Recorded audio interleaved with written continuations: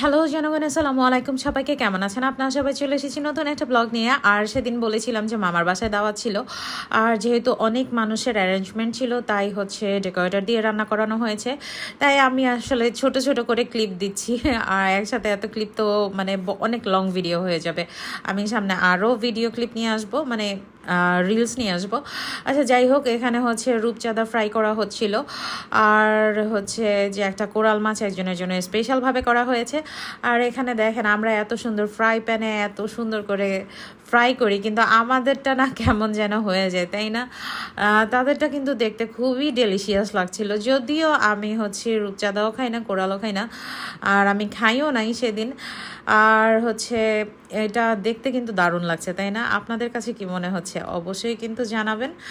আর সামনে আরও ব্লগ নিয়ে আসছি এই দাওয়াতেরই, অবশ্যই কিন্তু চোখ রাখবেন।